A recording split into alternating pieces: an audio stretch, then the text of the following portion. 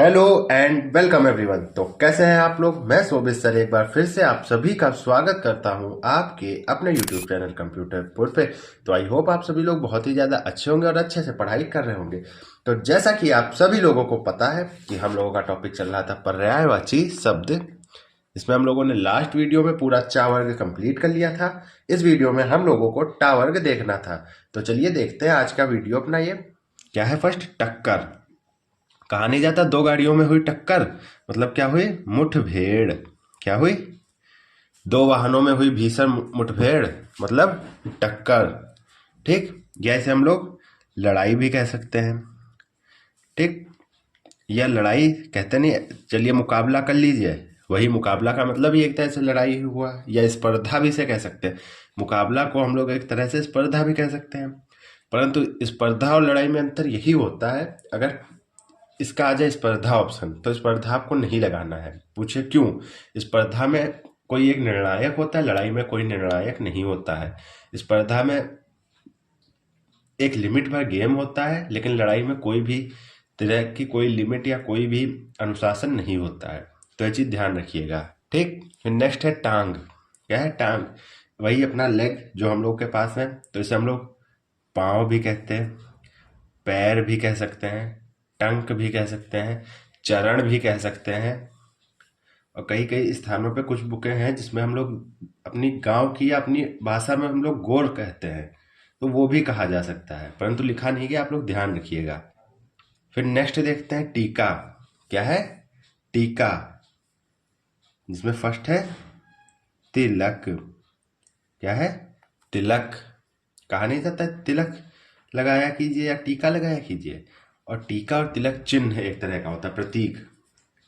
ठीक, कई तरह का टीका या तिलक होता है, विष्णु टीका या शिव टीका या किसी भी तरह का, तो वो एक तरह का चिन्ह ही है। ठीक, तो देखिए टीका का तिलक भी होता, चिन्ह भी होता, या उसे हम लोग दाग भी कह सकते हैं या फिर धब्बा भी कह सकते हैं। तो टीका के चार पर्यायवाची हम लोग देख रहे हैं, तिलक, चिन्ह, दाग या धब्बा। ये चार पर्यायवाची हम लोगों के टीका के हैं।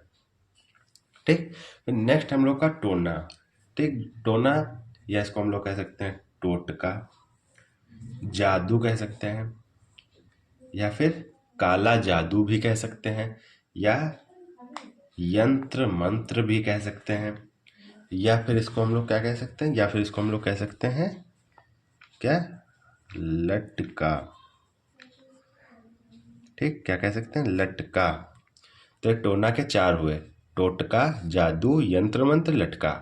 ठीक, तो हम लोगों ने टाके इतने देख लिए। अगर आपको कोई भी डाउट हो तो आप लोग हमारे व्हाट्सएप नंबर पर मैसेज कर सकते हैं, आपको विद इन 12 आवर्स रिप्लाई मिल जाएगा। आप कोई भी डाउट हो, चाहे आपको रीजनिंग का हो, मैथ का हो, या कंप्यूटर का हो, या हिंदी का हो, आप लोग तुरंत मैसेज कर सकते हैं व्हाट्सएप पे। और अगर आप लोग टेलीग्राम पे ज्वाइन ना हो तो हो जाइए, क्योंकि उस पर आप लोगों को तुरंत पीडीएफ मिलती है और आपके लिए कई सारे क्विज और पोल्स होते रहते हैं कि आपको क्या पढ़ना है, आपको कई सारी इन्फॉर्मेशन मिलती है। आप मैसेज तो नहीं कर सकते, परंतु आपको बहुत सारी इन्फॉर्मेशन मिलती रहेंगी। तो टेलीग्राम को भी जरूर से याद करके ज्वाइन कर लीजिएगा। तो चलिए अब देखते हैं ठा। तो देखिए ठा में फर्स्ट है ठग। ठीक, तो उसे हम लोग क्या कहते हैं, छली, छली या छलिया। ठीक, और क्या कहते हैं, और हम लोग कहते हैं कि बहुत ही ज़्यादा आप क्या है, कपटी हैं, धोखेबाज हैं। लास्ट वीडियो में हम लोगों ने देखा था किसका, हम लोगों ने छली के देखे थे। तो क्या था, छलिया था, धोखेबाज था और कपटी भी था। तो यहाँ पे भी कपटी ऐड कर देते हैं, चलिए, जिससे ध्यान रहे आप लोगों को। ठीक, तो देखिए धूर्त कह सकते, कहते नहीं है कि आप बहुत ही अधिक मात्रा में धूर्त व्यक्ति हैं, आप धोखेबाज हैं। अरे आप नहीं हैं भाई, हम बता रहे एक वाक्य में, कई लोग बहुत ही अधिक मात्रा में कपटी होते। तो ठग के हम लोगों ने चार देखे, छली, धूर्त, धोखेबाज, कपटी। ठीक, ये चारों ठग के हैं। ठीक, फिर नेक्स्ट है ठाव।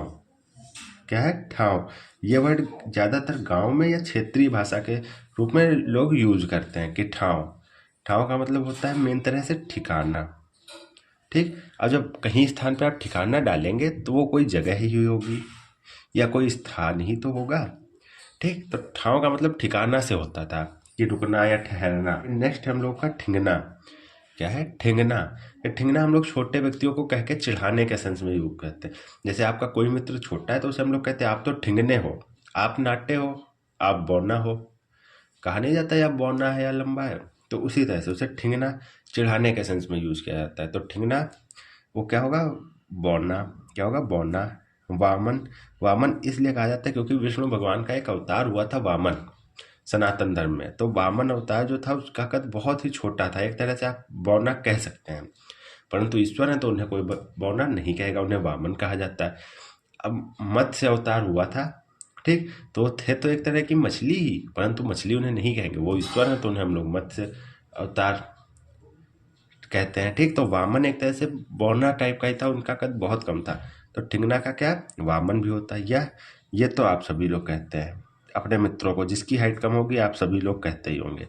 तो ठिंगना के 3 देखे हम लोगों ने, बौना, वामन, नाटा। ठीक, तो यहाँ तक आप लोगों को सब कुछ समझ आ रहा होगा। अगर सब सही लग रहा हो तो देखिए ध्यानपूर्वक। ठीक, यहाँ तक आप लोगों को सब कुछ क्लियर होगा। ठीक, अब हम लोग देख लेते हैं ठीक। अब हम लोग के पास एक कमेंट आया था कि सर आप ठीक ठीक बहुत करते हैं, आप वीडियो में बहुत बार ठीक बोलते हैं। तो उसके लिए क्षमा चाहेंगे। एक तरह से तकिया कलाम बन जाता है, आप लोगों को समझाते समझाते बार बार पूछने की आदत, समझ आ रहा है, ठीक लग रहा है, तो उसके लिए क्षमा चाहेंगे। तो अब ठीक भी देख लेते हैं। तो ठीक का मतलब होता है उपयुक्त। जो यह पढ़ाया जा रहा है क्या वह आपको उपयुक्त लग रहा है? मेरे द्वारा पढ़ाया जाने वाला वीडियो क्या उचित है? एक वीडियो में इतना कंटेंट मुनासिब है क्या? ये तीनों एक तरह से ठीक के हैं। तो ठीक का एक उपयुक्त होता, उचित होता, मुनासिब होता, और भी बहुत सारे होते हैं। कहा नहीं जाता कि मुनासिब मूल्य लगाइए, इस वस्तु का मुनासिब मूल्य लगाइए, मतलब उचित मूल्य लगाइए, मतलब ठीक मूल्य लगाइए, या फिर उपयुक्त। कहा नहीं जाता यह शब्द इस स्थान की जगह इस जगह पर ज़्यादा उपयुक्त है, तो इसलिए ये सब वर्ड यूज होते हैं। तो सब है ठीक ही से रिलेटेड। ठीक, तो यहाँ तक हम लोगों ने ठा तक देखा। फिर चलिए नेक्स्ट देखते हैं डा से। तो डा में है फर्स्ट है डंडा। ठीक, डंडा वही जिसको हम लोग अपने नॉर्मल भाषा में, अपनी यूपी की भाषा में समझावन लाल कहते हैं, जिससे आप सभी के गुरुजी ने आपकी कभी ना कभी पिटाई जरूर की होगी। तो वही डंडे की बात हो रही, कोई स्पेशल डंडा की बात नहीं हो रही है। तो इसको हम लोग छड़ी भी कहते हैं, लाठी भी कहते हैं, और अपनी देसी भाषा में समझावन लाल भी कहते हैं।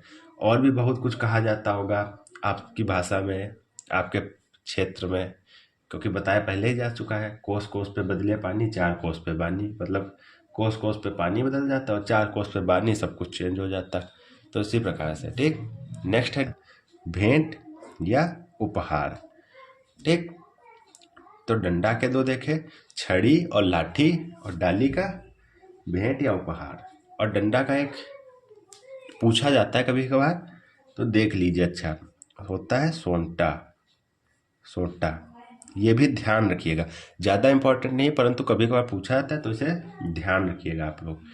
ठीक, तो डा से सिर्फ 2 ही थे, बहुत ही ज़्यादा नहीं थे, और ये बहुत कम मात्रा में पूछे जाते हैं क्योंकि इस वर्ड के ज़्यादा होते भी नहीं है। डा वाले वर्ड भी बहुत कम होते हैं, उनके पर्यायवाची तो उससे भी कम होते हैं। अब आप ही बताइए, डा से कोई वर्ड बताइए जिसके पर्यायवाची आप सभी को जानने हो। यदि आपको पता हो तो ज़रूर मैसेज करिएगा, या आप लोग कमेंट कर दिया कीजिए तो आपको रिप्लाई मिल जाएगा, या फिर आप लोग व्हाट्सएप पे मैसेज कर सकते हैं। तो डंडा का छड़ी, लाठी या सोंटा, डाली का भेंट या उपहार। ठीक, यहाँ तक सब क्लियर। अब आगे देखते हैं ढा पे। ठीक, फर्स्ट है ढब। क्या है? ढब कहते नहीं, या आपने ढब बना के रखा है। ढब मतलब होता है ढंग। क्या होता है? ढंग, पुरानी रीति रिवाज या तरीका। परंतु ढब जानते हैं आप सब किस चीज़ के लिए वर्ड यूज होता है? तो ये यूज होता है आपका, जैसे कोई कुरीति होती है, पुराने समय की कुरीति है, जैसे सती प्रथा है, तो उसके लिए ढब यूज होता है। या कोई भी बेकार सी प्रथा है, रीति रिवाज है, बताया दे रहा है, सुनते रहिएगा। प्रथा नहीं लिखा है, रीति रिवाज नहीं लिखा है, सब बताए जा रहे हैं, लिखते रहा कीजिए। और इसका एक और होता है जो ध्यान पूर्वक सुन लीजिए, इसको हम लोग ढर्रा भी कहते हैं। क्या कहते हैं? ढर्रा। कहा नहीं जाता है आपका बहुत ही पुराना ढर्रा चला आ रहा है, तो वही होता है, पुराना ढब चला आ रहा है। आपका बहुत ही पुराना ढंग या रीति चली आ रही है। तो ढब के यही तीन हैं, ठीक। ढंग, रीति रिवाज, तरीका, प्रथा, ढर्रा, रीति, ये सब है ढब के, ठीक। फिर नेक्स्ट हम लोग का ढील, ठीक। क्या है? ढील। ढील मतलब होता है बहुत ही सुस्तता से काम करना, बहुत ही लस्त पस्त होके। कहा नहीं जाता आपको कार्य में बहुत ज़्यादा ढील दी जा रही है तो आप उसका गलत फायदा उठा रहे हैं। ढील का मतलब होता है शिथिलता। ढील का मतलब शिथिलता या फिर सुस्ती। क्या? सुस्ती। या इसको हम लोग ये भी कह सकते हैं, इसको अतत्परता। अब देखिए इसको संधि विच्छेद कर लीजिए तो आ का मतलब होता है अनुपस्थित। तत्परता का मतलब आप ले सकते हैं एक्टिव में। जब अब्सेंट है इसमें क्या?